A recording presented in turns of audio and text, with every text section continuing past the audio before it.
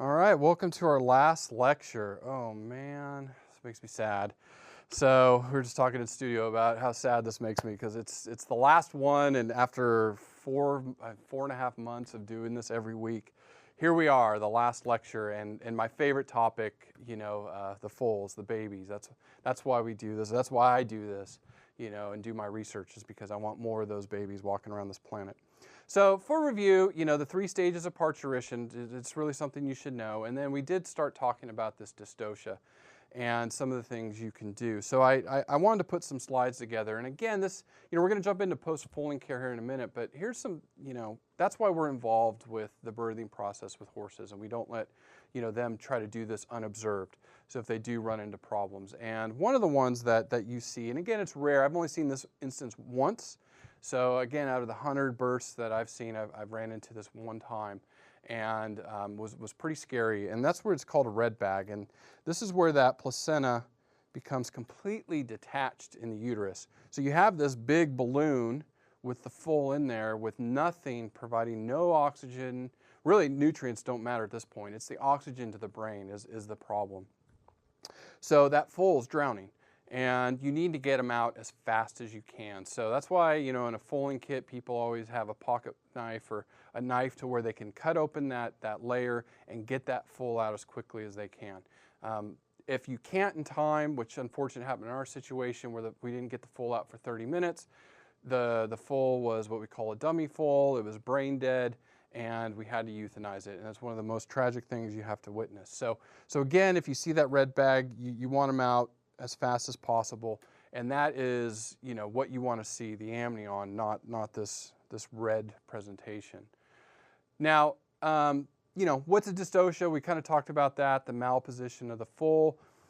Some of these you can fix on your own, especially with experience. Others you're definitely going to need help, with a veterinarian, or could end up in cesarean section, where they have to get the foal out to save the mare's life. Now, one of the ones that you can do on your own is this posterior presentation. So instead of, we talked about, one sole followed by the next, foot, followed by the muzzle, and this is soles down.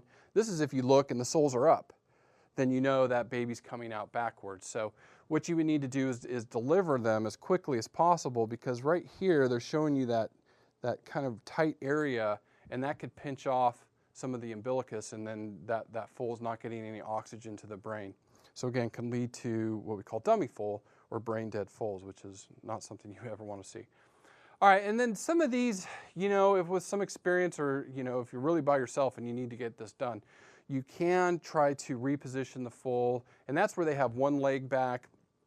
And when the mare's not pushing, you can try to push that foal back in the birth canal and slowly, work that leg forward. Or same thing with the neck back, you push them in and try to work that head forward. I would look, online, there's some good videos or some good advice out there, especially if you're going to be foaling mares by yourself and a veterinarian's not going to be, near you to where you're going to be dependent upon. But again, when in doubt, call somebody to get advice. Now, these are the more difficult ones that usually end up in cesarean section, and foals tend not to survive these. With these, you're really depending on trying to save the mare. But, some foals do survive it. So, don't give up hope. It's just to warn you, that could happen. And that's the breech or the backs coming out or the feet. And it's just not something that you want to run into. And it's pretty rare. The couple dystocias I've dealt with were just really big foals and were shoulder lock, or I had to help move one leg forward. So, it's not super common occurrence. Now, once those guys are born, this is a couple pictures I took as a graduate student. Here's a foal standing for the first time, and then here's a foal attempting to nurse for the first time. So they should be doing some of these benchmarks that we're going to talk about. So, right after they're born, they should be breathing, should look lively. Now, those first few breaths are going to be a little bit labored, but they should get through it. Some people actually suggest putting some straw in the nose to kind of stimulate them to breathe, but generally, you leave them alone. They do it on their own. They try to start standing within 30 minutes, and it's a good comedy show if you haven't seen it before. They stumble everywhere, but within 2 hours, they can stand, and within a few more hours after that, they should be able to walk and run with mom. So again, amazing to see these little guys do that. And then nursing, they should nurse within 3 to 4 hours. And this can be a little frustrating, but you have to be patient. And they'll try to nurse everything but the udder. I mean, they will nurse mom's leg and mom's lips, and they'll just, until they find it. And what's amazing, these older mares, you watch these really seasoned mares, and this mare right here, she was actually pushing the foal back to her udder. And they will push them back and say, hey, dummy, right there, until they latch on. So you want to make sure they're nursing. And then within 4 to 6 hours, they poop for the first time, and it's called a meconium.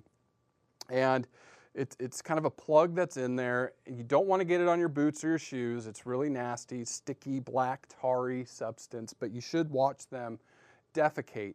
Once they pass these milestones, then you can go back to bed. You know, and for me, it was usually like 6 in the morning, so I still had the rest of the day to go to school and all that fun stuff. All right, some other things that you would maybe want to add to your management and highly suggest is give them a tetanus vaccine right off the bat, because tetanus is in the environment. And again, it's something that we don't want them to get. Make sure it's not a combo vaccine. There's a lot of tetanus combination vaccines that you don't want to give a full, so it needs to be tetanus only. You want to check the mare's colostrum. We're going to talk about that a little bit more. You can give them an enema. So if you want to help them pass that meconium, you can either get a commercial product, or you can warm soapy water. But be very, very careful anytime you enter the rectum on a horse that you don't rip it, because if you do rip the rectum, you can kill them. So they'll get infected and die. So you don't want to do that. So be very careful, use lubrication, and don't fight. And get in there and stand away, because it can come right back out. But it does tend to help them pass the meconium. And then check the foal's IgG levels, which we're going to talk about here in a second. So once that foal's on the ground, you want to check mom's milk, because foals are born with no immune system. And if you remember going back to our genetics lecture, severe combined immunodeficiency, and these Arabian foals can live for a few months, and then they die because they don't have an immune system. They never develop an immune system. Well, the reason is foals get their immunity from mom, and we get these immunoglobulins that the foal absorbs within the first 24 hours of life. So that stomach lining is such that these large molecules, or really large molecules, can be absorbed in the stomach lining. Well, after 12 hours and then by 24 hours, they're closed.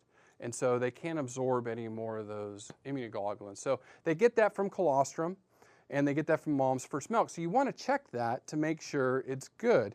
Now, there's different products on the market. There's this Gamma Check C, the colostrometer here, and then there's a commercial product called a refractometer. There's different ones you can use, and basically you're checking their colostrum.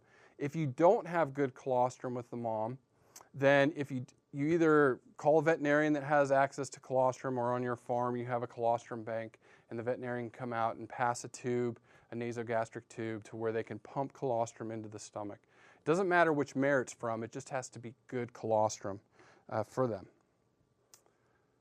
Now, after 24 hours, we want to check the foal to make sure they actually did get enough immunity, because if they don't, they can get sick and die. And again, we don't want that, and we've invested a lot of time and money in them, and we don't want them to get sick and die. So we assess passive transfer. Again, different commercial kits on the market. I've used a couple different ones of these. The SNAP kits here in the States are relatively nice to use. And the only problem is you need a blood sample from a foal, and the diameter of their jugular vein is pretty small, and they don't like getting shots, like little kids. So it's a little bit of a rodeo when you're trying to get blood samples from them. So, you may have a veterinarian come out and do it if you're not comfortable doing it. But basically what you're checking is to make sure that immunity is good. And if not, if say mare's colostrum was good, but the foal didn't get it, then your other alternative is to do a much more expensive procedure, plasma transfer, where you transfer the plasma that has the immunity in it, because it's really critical for their health the first few months. Now, some fun stuff. Foal diarrhea, that hind end, you're going to see it a lot if you do a lot of foals, and it's normal for them to have bouts of diarrhea, or what we call foal scours, by around day 10. And the research isn't too clear, what causes this. Mom's starting to come into heat, so she's cycling, her estrogen's a little bit high. Some people think there's a link with that. but they haven't really identified it yet. Basically, this is a normal thing. You just want to make sure they're not going to get dehydrated, especially places like here in Florida, like today, really hot and nasty. And so, babies, make sure they're getting enough fluids. And you want to clean their hind end and scrub them. So, clean that off, because it will burn the hair off their hind ends, and but it's normal. Now, this patent uricus we talked about in the last lecture, that if you rip that umbilical cord, or sometimes it happens on its own, it gets cut too close to the umbilical stump, they get this patent uricus, which the uricus is part of the umbilical cord right here, and that's where they urinate while they're gestating. So, and then after birth, it closes. Well, what happens is that doesn't close properly, so you get urine dribbling out of that right there. And so it can be highly irritating and then can get infected. So you want a veterinarian to come and treat that to make sure that isn't let go. Now, this last one, I debated not including this, but I think it's important enough to include, is this thing called neonatal isoerythrolysis, NI. And this is a pretty terrible thing that happens. And basically what happens is during pregnancy there was some sort of tear, and a little bit of that foal blood circulated in mom. So mom develops antibodies to that. Foal's born, and then foal will consume colostrum that has these antibodies that attacks its own red blood cells. That's what the immune system does. It doesn't it recognizes something that's not self, and it attacks. And so mom passes that in her colostrum. So it actually can result in the death of the foal, and it's pretty tragic. So you generally don't know if your mare has this until it's too late. But the good news is, if you have an NI mare or you purchase an NI mare, you just are aware of that, and the next time she has a foal, you strip her colostrum, so you have to completely milk her out and put on a muzzle on the foal. Don't let them nurse that mare's colostrum. You want to tube them with another mare's colostrum. And after 24 hours, you can start allowing that foal to nurse on that mom, and they'll be fine. It's just that colostrum, remember those first 12 to 24 hours where that stomach lining absorbs those molecules. So it's something to be aware of, and it's not fun to deal with, but it is out there, so you should know about that. Now, if your foal does have it, or your Jenny has it, then, and you find your foal really ill or listless, check those gums for color, and if they're pale or yellow, then you have this problem. Get a veterinarian, try to get them some supportive care, and see if you can save that foal. Now, I didn't want to end that lecture on that note. So, overall, foals are born healthy and happy, and they are wonderful. This is a baby on one of my projects, and we're working on mama there, and they're the best. They're just so fun. I highly encourage any of you, if you have an opportunity, watch a foal be born, play with them, have fun with them. They're amazing. It's just it's the best time of year, for the horse industry is when those babies start hitting the ground. And this is it. So that's the end. There's a picture of Secretariat in the winner's circle, and if you made it this far, thank you. Thank you for sticking with us for this past 6 weeks. I am really excited to be offering this class, and I really, my goal at the beginning of this, when I applied for this months ago to do this course, was to make the world a better place for the equids, for the horses and donkeys out there, and then in turn making their owners' lives better. So I hope you've learned something that you can carry on your day-to-day life. So just some reminders, take quiz 6, the end of the week. Please finish your peer evals from last week, and then if you can finish out the course surveys, that would be a great help to us. The next time we offer this class, we'll be able to change things up possibly, based on your recommendations. And last but not least, I have to thank my team, that have helped me put this course together. We've been working on this for going on 5 months now, and Angie Nicholson, who has been huge in developing this course. She's the one really behind the scenes, putting this together, building the website, all that stuff. And then Carson and Andrea, who are behind there, recording every day, laughing at me, making me laugh. And Joe and Greg, who have been tremendous in putting together the promotional videos, and then all the staff here at UF. It's just so you know, it's not me by myself. It's a huge team putting this together to bring you this information, and I appreciate their help and all their feedback. So thank you. I will hopefully run into some of you, and let me know, on the discussion boards what you liked about the class and the interactivity and stuff that we've done. And good luck, and take care of your animals.